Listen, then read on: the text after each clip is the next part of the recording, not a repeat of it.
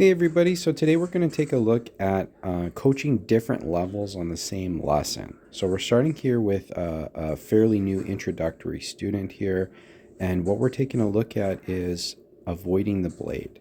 So the way that I like to start this process is with blade contact from an engagement, and I put blade pressure on, they disengage and hit with either a thrust or a cut. So we're working on a thrust here.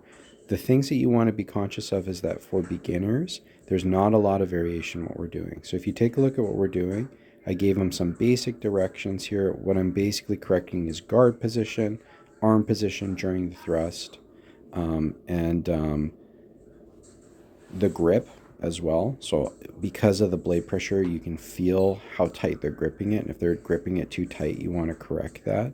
But it's really, really simple.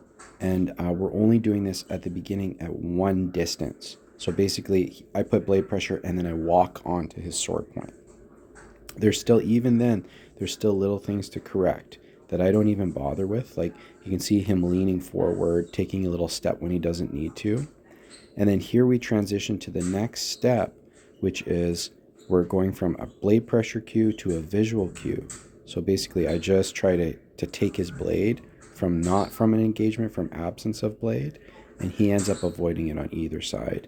So this time we're adding in a little bit of a lunge. And at the end, he gets it really well. He tried a little flush there, and I said, hey, that's actually pretty good.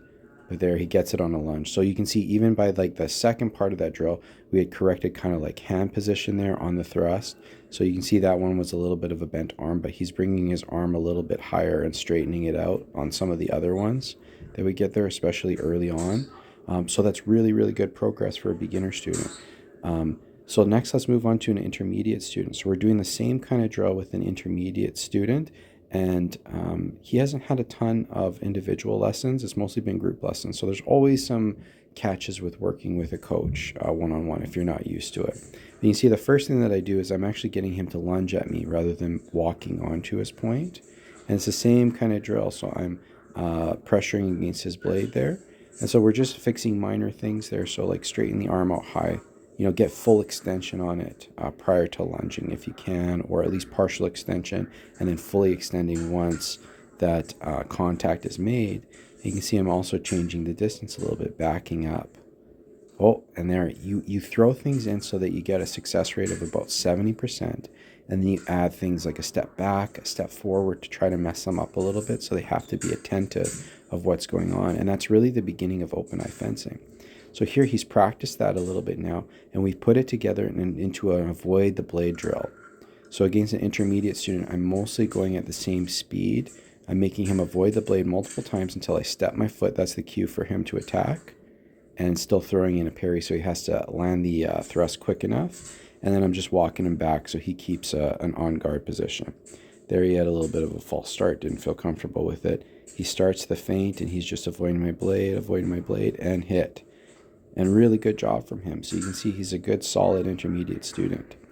And here we are moving to an advanced student. So the thing is that with the advanced student with the feints is I'm giving him multiple options. It's not just inside, outside. I'll go into different parries, and he has it. So kind of the option there was feint at cut 7. I go into a parry 5 or St. George position. And then sometimes I'm dropping down to parry second. But really, it can be a direct attack. It can end up being a single feint, a double feint, and later on we add even like a parry riposte into it. So he knows the beginning, and here we're even adding in multiple layers of footwork. So he's starting now with the feint on an advance. And so this is pretty complicated. It'd be way too complicated for a beginner to do, and kind of tricky for an intermediate to do. But for an advanced student, this should be kind of the bread and butter. And you can see him kind of like, he makes an error, self-corrects. Again, you want that rate of about 70% failure, but he did an absolutely fantastic job. So this is the same lesson that's being given that day, and it's scaled to different difficulty levels. And they all got a chance to kind of explore these difficulty levels, but for beginners, it's done at like beginner pace, very little change in distance and variation. Intermediate, it's kind of like somewhere in the middle of that, where you're adding these distances at kind of a predictable pace. And then for the advanced students, it's going to be changes in rhythm, changes in distance, and self-correction a lot of the time. So I just wanted to present that to you. That's kind of the skill work in giving lessons. Today, or that day that we were there yesterday, we had a lot less students. A bunch of them called in sick and said they weren't coming to class. We had 3 coaches, so we figured this is one of the best ways of learning to work on technique.